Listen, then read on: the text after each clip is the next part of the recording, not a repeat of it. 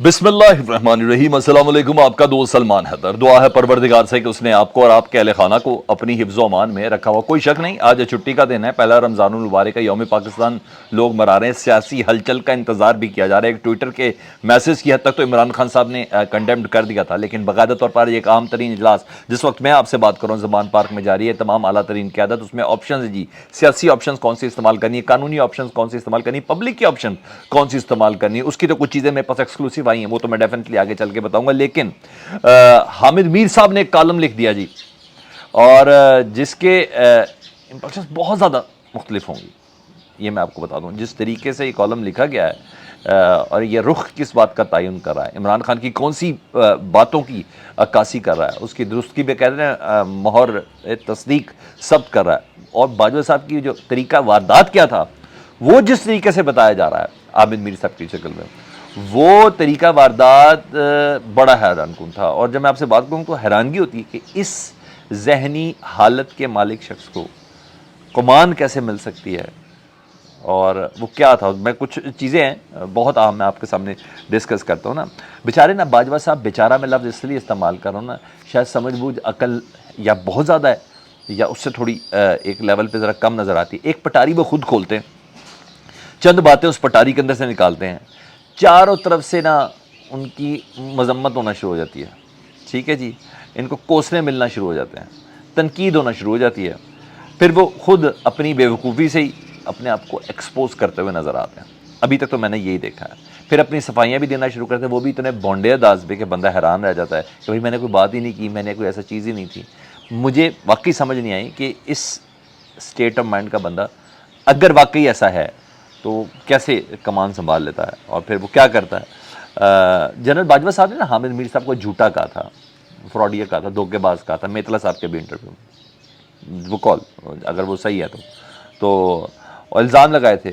آج میر صاحب نے اس کا جواب دے ڈالا ہے، وہ جواب آپ کے سامنے حاضر ہے، اب ذرا جواب سنیں اور آپ حیران ہو گئے کہ جنرل باجوہ صاحب کس کردار کے مالک تھے، کس طریقے سے یہ معاملات کو لے کے چلتے ہیں، آپ حیران ہو جائیں گے، ریئلی آپ حیران ہو جائیں گے۔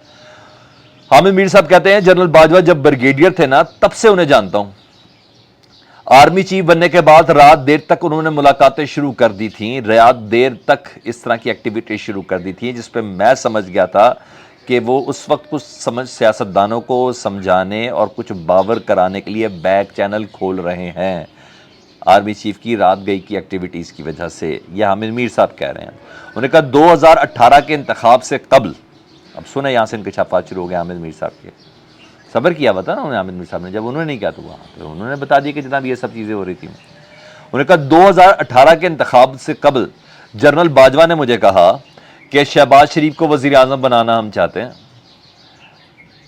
لیکن شہباز شریف کو یہ کہہ دیں کہ اپنے بھائی نواز شریف کا ساتھ چھوڑ دیں۔ انہوں نے کہا میں نے تھوڑا تردد سے کام لیا کہ یار میرا کام تو نہیں ہے میں ایسی باتیں میسج آپ کے پہنچاؤں، تو انہوں نے دھمکی آمیز لہجے میں جنرل باجوہ صاحب نے مجھے کہا پھر تو مجھے ماشاء اللہ لگانا پڑے گا اور 5000 افراد کو پھر میں الٹا لٹکا دوں گا۔ یہ جنرل باجوہ صاحب حامد میر صاحب کو یہ کہہ رہے ہیں کہ اگر شہباز شریف نے اپنے بھائی نواز شریف کا ساتھ نہیں چھوڑا اور آپ نے یہ پیغام شہباز شریف کو نہیں دیا تو مجھے مجبوراً ماشاء اللہ لگانا پڑے گا اور 5000 افراد کو الٹا لٹکا دوں گا۔ مطلب باجوہ صاحب کی خواہش تھی ماشاء اللہ کی، یہ خواہش، اور تحریک عدم اعتماد کے دوران بھی یہ خبر پوری چلی گئی تھی کہ ماشاء اللہ آ سکتا ہے، آپ کو بہت اچھے سے پتا ہوگا، بہت ہی اچھے سے پتا ہوگا، ٹھیک ہے۔ پرائم منسٹر ہاؤس کی ایکٹیویٹی، عمران خان صاحب کا ڈائری لے کے جانا، اس سے پہلے کہ یہ ساری چیزیں کہ ماشاء اللہ، جی ہاں ان کی خواہش تھی۔ یہ دھمکیاں بھی اسی طریقے سے دے رہے تھی۔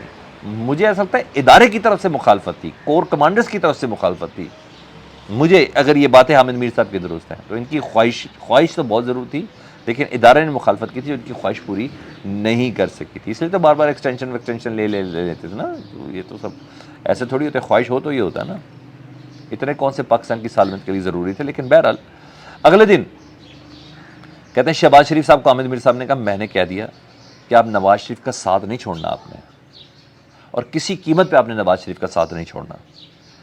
کہتے شہباز شریف اٹھے، انہوں نے مجھے گلے لگایا اور کہا کہ یہ الفاظ سننے کے لیے میں تڑپ رہا تھا، اور پھر خود شہباز شریف نے اگلے دن باجوہ صاحب کے سامنے ملاقات کی اور انہوں نے وزیر اعظم بننے سے انکار کر دیا۔ حامد میر صاحب تاریخ کی ایک سٹوری یوں کھول رہے ہیں۔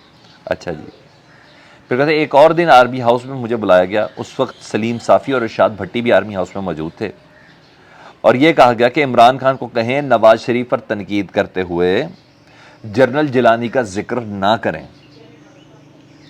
میں نے ادب سے کہا یہ میرا کام نہیں ہے۔ اب یہ دیکھیں کہ کیسے یہ صحافیوں کے ذریعے پیغامات پہنچائے جاتے تھے، کیسے تیسرا سورس استعمال کیا جاتا تھا۔ مطلب باجوہ صاحب صحافیوں سے گفتگو کرتے، اگر بات پکڑی جائے تو مکر جائیں کہ میں نے نہیں کہا۔ یہی ہوا ہے نا ابھی تک جاوید چودھری صاحب کے کالم جو 6 گھنٹے ملاقات کرے، جاوید چودھری صاحب نے کالم لکھے، انہوں نے کہا میں نے تو جاوید چودھری کو یہ بات ہی نہیں کی۔ اچھا، منصور علی خان صاحب کے ساتھ بھی یہ ہے نا، منصور میرے دوست بھی ہیں، میرے بھائی بھی ہیں، وہ کہتے ہیں کہ مجھ سے زیادہ جنرل باجوہ صاحب کسی سے بھی رابطے میں نہیں ہیں، یہ ان کا دعویٰ ہے اور میں ان کے دعوے پہ یقین رکھتا ہوں۔ انہیں کہا وہ بھی ان کی بھی باتوں سے مکر گئے جو منصور صاحب سے کی گئی تھی۔ شاہد میتلا نے وہ جو ان کا انٹرویو کرنے کے لیے آئے تھے، اعتماد داری کرنے کے لیے آئے تھے، وہ جنرل باجوہ صاحب سے پوچھ لو جو پوچھنا ہے، تو میں نے پوچھا تو شاہد میتلا صاحب نے اس کو بول دیا، تو وہ ان باتوں سے بھی مکر گئے۔ تو کس طرح جنرل باجوہ صاحب تیسرا سورس صحافیوں کو استعمال کرتے تھے، یعنی اس کا مطلب انوالومنٹ پوری تھی، صحافیوں کے ساتھ بھی ان کی تھی۔ یہ سب باتیں خود ہی ہو رہی ہیں نا، یہ جان بوجھ کر جنرل باجوہ صاحب براہ راست میڈیم استعمال نہیں کرتے تھے تاکہ کل کو اگر مکرنا پڑے تو مکرا جا سکے۔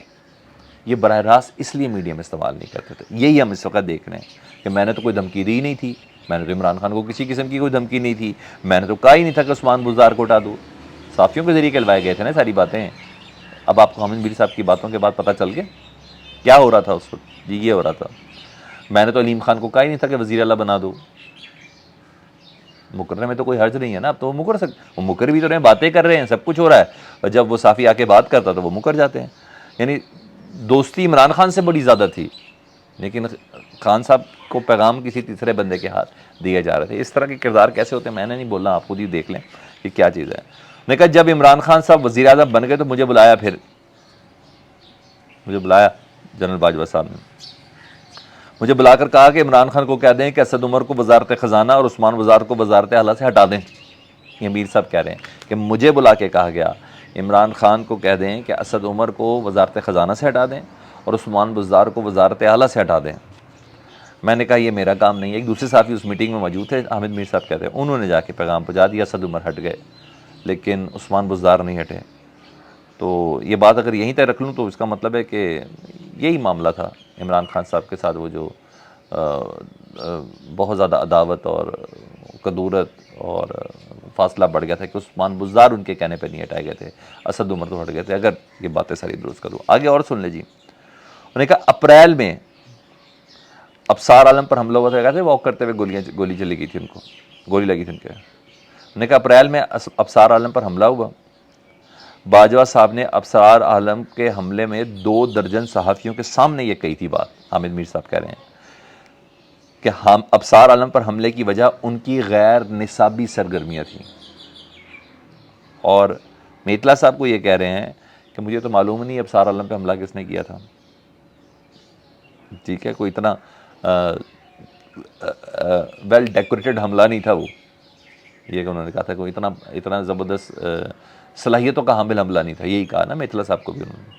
تو حامد میر صاحب کہتے ہیں کہ اس وقت انہوں نے 2 درجن صحافیوں کی موجودگی میں کہا تھا کہ ابصار عالم پر حملہ کی وجہ ان کی غیر نصابی سرگرمیاں تھیں، اور یہ بھی حامد میر صاحب نے انکشاف کیا کہ آرمی چیف بنانے میں نا باجوہ صاحب کو Fawad Hasan Fahad principal secretary to prime minister Nawaz Sharif صاحب کے جو تھے ان کا ابصار عالم کا بڑا کردار تھا، اور عرفان صدیقی جو سینیٹر ہیں مسلم لیگ نون کی ٹکٹ پہ، ان کا بڑا ہاتھ تھا، کیونکہ جنرل باجوہ صاحب کے جو سسر تھے نا میجر جنرل اعجاز صاحب، وہ ان کو بلا کے کہتے تھے یا ان سے ریکویسٹ کرتے تھے کہ میرے داماد کو آرمی چیف بنا دیں۔ یہ آج انکشافات کی ہیں، اور اتنا تو طے ہو گیا جنرل باجوہ صاحب مکمل مداخلت کرتے ہیں، بات کھل گئی ہے، پتہ تو ہمیں بھی تھا، یہ بات کھل کے سامنے آ رہی، ہم تو اشارہ کنائیں صاحب کو بتایا، یہ بات اب کھل کر سامنے آ رہی ہے۔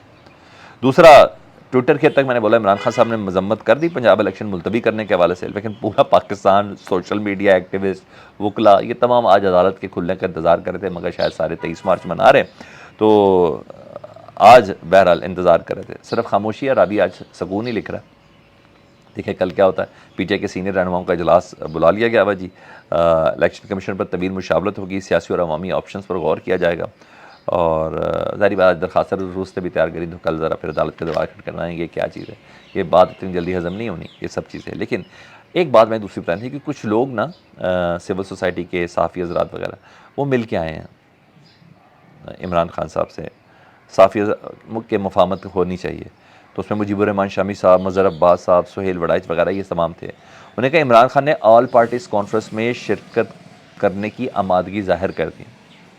یہ مجیب الرحمان شامی صاحب کہہ رہے ہیں. ایسے ہی مظہر عباس صاحب نے بھی کہا تھا کہ انہوں نے آمادگی ظاہر کر دی. انہوں نے یہ بھی کہا تھا کہ لیکن الیکشن دیتے ہیں، جلسے جلوس اور ریلیوں سے منع نہیں کرنا چاہیے، یہ منع کیا جا رہا ہے، یہ زیادتی ہے عمران خان کو. انہوں نے کہا تھا کہ گرفتاریاں نہیں ہونی چاہیے.